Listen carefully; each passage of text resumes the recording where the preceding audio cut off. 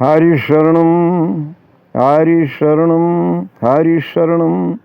श्री हरे नमः श्री हरे नमः श्री हरे नमः। ओम श्री परमात्मने नमः। हरि व्यापक सर्वत्र समाना, प्रेम ते प्रगट हो ही मैं जाना। उस परमात्मा को सब जगह, सबके अंदर और सबके बाहर देखते हुए मैं सभी को प्रणाम करता हूँ। मैं घनश्याम मिश्रा, निवासी ग्राम सोनी हरलाल, जनपद गोंडा, उत्तर प्रदेश से बोल रहा हूँ। आज 9वें दिन की कथा आरंभ करने जा रहा हूँ। आज मैं श्रीमद् भागवत के कुछ प्रसंग सुनाऊंगा। कल गीता, आज भागवत।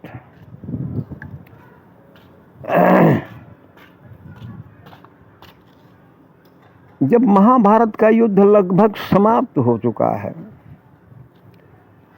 और दुर्योधन का जंघा टूट गया है, भीम ने प्रतिज्ञा किया था कि मैं दुर्योधन का जंघा तोड़ूंगा, जिसने हमारी पत्नी को अपने जंघे पर बैठने के लिए कहा था। उनकी प्रतिज्ञा भी पूरी हो गई है। दुशासन मारा गया तो उसका एक मित्र अश्वत्थामा बचा, दुर्योधन का, जो द्रोणाचार्य का पुत्र है। और उसने प्रतिज्ञा किया कि मैं पांडव के वंश को निर्मूल कर दूंगा। परंतु यहाँ सोचने की बात है, जाको राखे साइयाँ मार सके ना कोई, बाल न बांका कर सके जो जग बैरी होए। जब प्रभु रक्षा करता है तो ये सब क्या कर सकते हैं। सीम की चाँप सके को तासु और बड़ रखवार रमापति आसु। जिसका रक्षक भगवान है उसको कौन मार सकता है। तो उसने अपना ब्रह्मास्त्र चलाया, जो उसने अन्याय किया। ब्रह्मास्त्र में होता है कि भाई वो धर्म काम के लिए चलाया जा सकता है, अधर्म के लिए नहीं। चलाया और वो ब्रह्मास्त्र जा करके अभिमन्यु के पत्नी उत्तरा के गर्भ को जलाना शुरू कर दिया। भगवान की विशेष कृपा हुई और भगवान वहाँ जा कर के गर्भ में प्रवेश किया और अपने चक्र से उसे शांत कर दिया। तो यहाँ एक सोचने की बात है कि भगवान और परीक्षित दोनों उत्तरा के गर्भ में हैं। अब हम तो माने कि दोनों भाई हो गए क्योंकि उसी गर्भ में हमारे भगवान भी हैं और उसी में राजा परीक्षित हैं। तो उन्हें तो गर्भ में ही दर्शन हो गया था, राजा परीक्षित को। वो बड़े ही भाग्यशाली हैं जिनको गर्भ में दर्शन हो जाए। बहुत ही भाग्यशाली पुरुष हैं और भगवत कृपा से उनकी रक्षा हो गई। बालक पैदा हुआ लेकिन मृतवत, क्योंकि उसका थोड़ा असर था, प्रभाव था उसका ब्रह्मास्त्र का। कुंती दौड़ आई, महाराज भैया भैया, वो बालक रोता नहीं है। भगवान ने कृपा कर दिया, बालक हाथ पैर चलाने लगा, रोने लगा। और अब भगवान चले गए द्वारिका को, यहाँ उस बालक का जन्म हुआ। नाम रखा गया परीक्षित। जब थोड़ा बड़े हुए राजा परीक्षित तो उन्होंने विचार किया कि देखें हमारे पूर्व लोग हमको विरासत में क्या दे गए। तो अपने घर में प्रवेश किया, देखा वहाँ एक बहुत बड़ा संदूक, संदूक के अंदर संदूक, उसमें एक मुकुट रखा हुआ था, जो जरासंध का मुकुट। जरासंध के पुत्र का नाम भी था सहदेव और इस पांचों पांडवों में भी एक सहदेव थे। तो ये जो सहदेव पांचों पांडव वाले थे, उन सहदेव से मुकुट को छीन लिया था और ला करके अपने घर में उस सोने का मुकुट रख दिया था। वो अन्याय का धन था। अन्याय का धन बहुत ही हानि करता है। जो हम लोग अनिष्ट मार्गों से धन का उपार्जन करते हैं, तो अन्याय करते हैं, तो जो धन आता है वो बहुत ही हानि करता है। थोड़े और बड़े हुए तो उसको अपने मस्तक पर लगाया, शीशा देखा, बड़े सुंदर लगे। विचार किया कि आज हम अपने राज्य का निरीक्षण करेंगे और धनुष बाण उठाया, रथ लिया और चले आगे आगे। तो आगे कलयुग का दर्शन हुआ। कलयुग अब कलयुग का दर्शन किस प्रकार से हुआ? कलयुग एक काला पुरुष है और वो एक गाय को मार रहा है और बैल और गाय दोनों इकट्ठे हैं, लेकिन बैल के 3 पैर टूट चुके हैं। गाय को मारता है, एक पैर पर बैल खड़ा हुआ रो रहा है और गाय बैल का संवाद हो रहा है। कहा तो कर्म ही खराब है, ये कलयुग का प्रभाव है। तो बताया महाराज बैल माने धर्म। कहा देखो ये कलयुग जो है हमारा कलेजा ही खराब है, कलयुग नहीं, समय नहीं खराब होता है, हमारा कलेजा ही खराब हो गया है, ऐसा कहा। और वो गाय रो रही है, बैल भी रो रहा है, यानी धर्म और गौ पृथ्वी माता दोनों रो रहे हैं। तब तक नजर पड़ी राजा परीक्षित की, देखा कि हमारे राज में अन्याय हो रहा है। मेरे दादा धर्मराज, मेरे दादा अनुपम धनुर्धारी महाराज अर्जुन, उनके राज में ऐसा अन्याय, ये उचित नहीं है।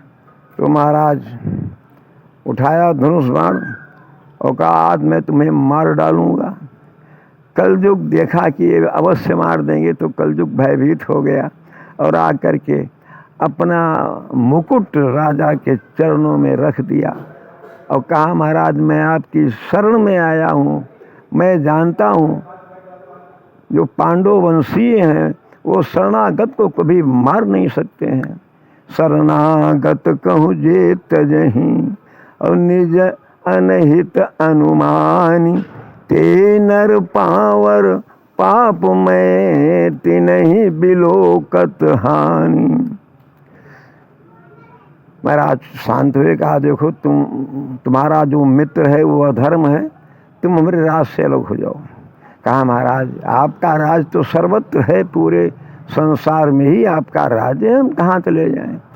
सब लोग अपना अपने समय बिताकर चले गए। सतयुग 17,28,000 वर्ष का वो निकल गया महाराज। 12,96,000 वर्ष का त्रेता युग वो भी बीत गया। 8,64,000 वर्ष का द्वापर। अब महाराज ये 4,32,000 वर्ष का केवल कलयुग है। तो ये तो थोड़ा समय इसका है, इसको भी रहने दो। तो कहने तुम्हारे राज में 3 पैर काट दिए गए हैं। सत्य तप शौच और दान, ये 4 पैर धर्म के कहे गए हैं।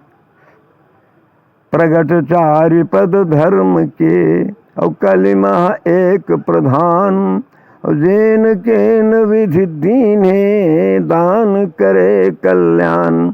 तो सतयुग में तो सत्य समाप्त हो गया। राजा हरिश्चंद्र ने कहा महाराज आपने ऐसी परीक्षा लिया है, अब कोई सत्यवादी रहेगा नहीं। तो सतयुग में चला गया सत्य और त्रेता में दया और द्वापर में शौच पवित्रता। अब 1 पैर रह गया दान, और उसी दान के प्रभाव से पृथ्वी अभी रुकी है, इसका अस्तित्व है, नहीं तो अभी अस्तित्व विहीन हो जाती। तो कल जो बोला महाराज अब 4,32,000 वर्ष मेरी आयु है, कम से कम है। तो सब लोग तो ज़्यादा समय पाए, हम तो सबसे कम पाए हैं महाराज, हमको भी रहने दो। और महाराज जो हमारे अंदर गुण है वो किसी युग में नहीं था। कहा ये कैसे? कहा महाराज देखिए सतयुग में लोग हजारों वर्ष लाखों वर्ष ध्यान करते थे तो कहीं परमात्मा का दर्शन होता था। त्रेता में लोग अश्वमेध यज्ञ वाजपेय यज्ञ करते थे, अपने कर्म को समर्पित करके, तब कहीं भगवान का दर्शन होता था।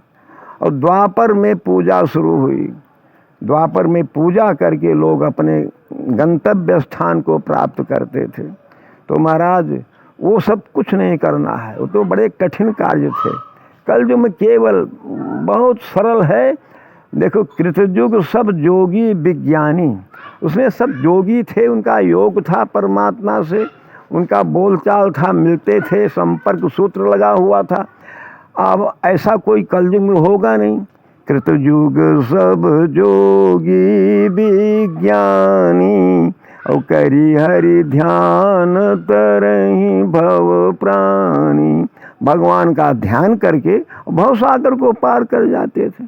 और त्रेता विविध यज्ञ नर करहि, प्रभु ही समर्पि कर्म भव तरहि। और महाराज त्रेता में अश्वमेध यज्ञ, वाजपेयी यज्ञ, बड़ा रुपया पैसा समय का खर्चा होता था, अपने कर्म को समर्पित करके तब भव सागर पार होते थे। और पूजा शुरू हुआ हमारा द्वापर में। द्वापर करी रघुपति पद पूजा, नर भव तरहि उपाय न दूजा। महाराज द्वापर में पूजा शुरू हुई, जब राम चले गए तो राम की पूजा शुरू हुई। महाराज कलयुग में सुनिए, कलयुग केवल हरि गुण गाहा, गावत नर पावहि भव था। महाराज नाम संकीर्तनम यस्से सर्व पाप प्रणाशनम, और प्रणामो दुख समनस्तम, नमामि हरिम परम। महाराज कलयुग में केवल भगवान का संकीर्तन, भगवान के नाम, भगवान का गुणानुवाद, भगवान की लीलाओं का स्मरण, ये बस महाराज इतना बहुत पर्याप्त है भव सागर पार करने के लिए। तो आप बताओ महाराज, सबसे अच्छा कलयुग की है कि सबसे खराब है? राजा ने कहा नहीं तो सबसे अच्छा है। तो कहा महाराज तब हमारा अस्तित्व रहने दो। कहा ठीक है, लेकिन तुम्हें मैं कुछ कम जगह दे रहा हूँ। कहा महाराज क्या दे रहे हो? कहा जहाँ द्यूत क्रीड़ा हो, नहीं जुआ खेला जाता, वहाँ जो है असत्य का वास होता है, छल कपट होता है, इसलिए तुम्हें वहाँ रहना। दूसरा मद्यपान, जहाँ अहंकार होता है, मद्यपान। तीसरा पर स्त्री संग, वहाँ कलयुग का वास है। चौथा महाराज हिंसा, मैं तुम्हें 4 जगह दे रहा हूँ। कलयुग बोला महाराज चारों स्थान बड़े गंदे हैं, कोई अच्छा स्थान दे दो। कहा हाँ एक स्थान तुम्हें मैं दे रहा हूँ, सोना, लेकिन वो सोना जो अन्याय से लाया गया हो, उस सोने में तुम्हें रहना है। तो 5 स्थान प्राप्त कर लिया कलयुग। तो देखा कि राजा के सिर पर मुकुट है, वो जरासंध का मुकुट है, जो अन्याय से लाया गया है, जो अन्याय से लाया गया है, उस मुकुट मेरा वो कलयुग सवार हो गया। जैसे कलयुग बैठा वैसे राजा को अहंकार हुआ कि मैं तो राजा हूँ, ये सब प्रजा है। देखिए राजा प्रजा तो केवल यहाँ हो, लेकिन वहाँ तो सब बराबर हो। राजा को अहंकार हुआ कि मैं राजा, मैं राजा। अब पांडव वंशीय राजा, उसे अहंकार हो जाए, ये भी कोई साधारण बात नहीं है। महाराज आगे चले तो देखा देखिए एक असली साधु और एक नकली साधु। असली साधु को पहचान लो, वो सरल होता है, वो भेष में नहीं रहता है, भेष में तो नकली होता है। तुलसी देखी सुबेश, और भूल ही मूढ़ न चतुर नर, सुंदर के की पेखी, बचन सुधा सम असन अही। महाराज जो बनावटी साधु हैं वो बड़ा चंदन, बड़ा टीका और बड़ा बड़े बड़े जटा और नाखून रखते हैं महाराज, वो सब बनावटी हैं। उनको देख करके, उनके सुंदर भेष को देख करके मूढ़ लोग उसमें फंस जाते हैं, और चतुर जो है वो जान जाते हैं कि नहीं ये कपटी है। जैसे भान प्रताप राजा कपट मुनि के चक्र में पड़ करके और अपने वंश का ही नाश करा दिया। आज राजा परीक्षित असली को नकली समझ रहे हैं, क्योंकि अहंकार ऊपर बैठा हुआ है। तो राजा ने कहा ए साधु बाबा उठ, मेरी सेवा कर, मैं यहाँ का राजा हूँ, मेरा स्वागत कर, उठ। तू झूठ मूठ का ढोंग बनाकर बैठा हुआ है, मैं जानता हूँ तू ढोंगी है। भगवान के वो तो ध्यानस्थ थे, उनको कुछ भान ही नहीं कि मैं शरीर में हूँ या नहीं हूँ। राजा कैसे उठे, उनको तो संसार से वो अलग हैं इस समय। देखा 2-3 बार परीक्षित ने कहा, इनको बड़ा बुरा लगा परीक्षित को। एक मरा हुआ सांप उठा करके और राजा के गले में पहना दिया। उनको तो मरा हुआ सांप पहनाया, लेकिन अपने गले में जिंदा सांप डाल लिया। और वहाँ से आए, अपने घर पर आए, जब मुकुट को नीचे उतार रखा, भोजन करने के लिए बैठे, तो उन्हें अपने अपराध का भान हो गया कि अरे अब वो कलयुग उतरा, तो कहा अरे तो हमसे अपराध हो गया है। हम लोग कोई अपराध करते हैं तो तमाम डिफेंस देते हैं, नहीं महाराज हम तो वहाँ थे नहीं, हमारा टिकट वहाँ था महाराज, बड़ा सफाई देते हैं, हमने कोई अपराध नहीं किया है। लेकिन लिखा अगर अपराध करो और भगवान के आगे एक बार रो कि प्रभु हमने अपराध किया है, मैं दंड दे दो, तो भगवान प्रसन्न हो जाएंगे। लेकिन हम ऐसा नहीं कर पाते हैं, हम तो भगवान से भी झूठ बोलते हैं कि प्रभु हमने कोई अपराध किया ही नहीं। आज राजा अपने को दंड देने के लिए भगवान से प्रार्थना करते हैं, हे प्रभु मैं पांडव वंश का हूँ, आज हमसे एक महात्मा का अपराध हो गया है, मुझे दंड दे दो। अब देखिए पांडव वंश की कितनी बड़ी महानता है कि अपराध करके और दंड को स्वीकार करना चाहते हैं राजा परीक्षित। तब तक समीक ऋषि के पुत्र, उनका ऋषि श्रृंगी ऋषि स्नान कर रहे थे। किसी ने कहा कि आपके पिता के गले में राजा परीक्षित ने मरा हुआ सर्प डाल दिया है। क्रोध से भर गया वो बालक श्रृंगी ऋषि और कहा वो मूर्ख नहीं जानता क्या संसार से ब्रह्म तेज समाप्त हो गया है, मैं उसे श्राप दूंगा। आज के 7वें दिन वही मरा हुआ सांप तक्षक बन करके उसको काटेगा, उसकी असामयिक मृत्यु हो जाएगी। श्राप दे दिया। अब वहाँ से आया, देखा पिताजी भी ध्यानस्थ बैठे हुए हैं। पिताजी को पकड़ कर रोने लगा कि पिताजी आपका अपमान तो हो गया है, लेकिन मैंने श्राप दे दिया है। पिताजी को होश आया, समाधि से बाहर आए। कहा बेटा तुमने क्या किया? कहा हमने श्राप दे दिया। कहा तुमने बड़ा बुरा किया। अरे उसने तो जो मरा हुआ सांप डाल दिया तो क्या बुरा किया, उसने तुम्हें शंकर की उपाधि दे दी है। अरे तुम बड़े मूर्ख हो। बताओ राजा नहीं रहेगा तो कितनी दुर्व्यवस्था हो जाएगी, चोर डाकुओं का आतंक बढ़ जाएगा, पूरा देश बर्बाद हो जाएगा। अब महाराज हल्ला हुआ, समाचार पूरे संसार में फैल गया कि राजा को श्राप हो गया, राजा को श्राप हो गया। अब राजा सुना कि श्राप हो गया तो राजा भयभीत तो हुए, लेकिन कहा अब हम, अच्छी बात है, हमें हमारे पाप का दंड मिल गया है, इसलिए मैं प्रसन्न हूँ। अब हर महात्माओं के पास, संतों के पास जा करके उनसे पूछते हैं कि महाराज आसन्न मृत्यु व्यक्ति को, मरणासन्न मृत्यु व्यक्ति को के कर्तव्य क्या से क्या करना चाहिए? जिसकी मृत्यु निश्चित हो गई हो उसे क्या करना चाहिए? कोई जवाब नहीं दे रहा है। बड़े बड़े संत महात्माओं के पास गए, कोई जवाब देने वाला नहीं। तो भगवान कृष्ण स्वयं अपना ही सुखदेव जी बन करके नंग धड़ंग ऐसी अवस्था में, जिनको ये नहीं मालूम है कि ये स्त्री है कि पुरुष है, जिसको स्त्री पुरुष का भान ही नहीं है, उसके पास कामदेव कहाँ जा सकता है? जिसको स्त्री पुरुष का ज्ञान है वहाँ तो कामदेव है, लेकिन जिसको ये भी नहीं मालूम कि स्त्री क्या होती है, पुरुष क्या होता, तो वहाँ कामदेव कैसे जाएगा? लोग धूल फेंकते, नागा बाबा चल, उनको तो केवल सब जगह सर्वत्र परमात्मा दिखाई पड़ते। पहुँचे तो सब लोगों ने झुक करके प्रणाम किया। अरे महाराज जी, व्यास भगवान के पुत्र आ गए महाराज सुखदेव जी। और महाराज राजा परीक्षित प्रसन्न हो गए, जा करके अपने मस्तक को उनके चरणों में डाल दिया। कहा महाराज मैं तो आपकी प्रतीक्षा कर रहा था, महाराज मुझे मर जाना है 7 दिन में, बताओ मुझे क्या करना होगा? कहा राजन, जो मैं कहता हूँ पहला वाक्य, पहला श्लोक, उसे ध्यान से सुन। दृष्टिम ज्ञानमयीं कृत्वा पश्येत ब्रह्ममयं जगत राजन तू अपनी दृष्टि को ज्ञानमयी कर ले और मेरे गोविंद को तो सारे संसार में देख, मेरा गोविंद सर्वत्र विराजमान है। कहा हाँ महाराज अवश्य देखूंगा।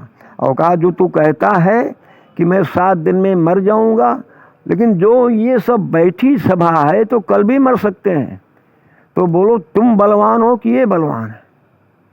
तुम्हें 7 दिन में तो भगवान विष्णु का चक्र भी नहीं मार सकता है, तुम तो 7 दिन के लिए अमर बना दिए गए हो। राजा परीक्षित ने कहा महाराज आपने तो अपने ज्ञान प्रकाश से मेरे सारे दुखों को दूर कर दिया। प्रभु आपके इस वाणी से तो मुझे इतना संतुष्टि हो गया कि मैं समझता हूँ कि मैं अब 7 दिन के लिए अमर हो गया हूँ। और कहा राजन देख जितने लोग बैठे हैं सबको 7 दिन में मरना है।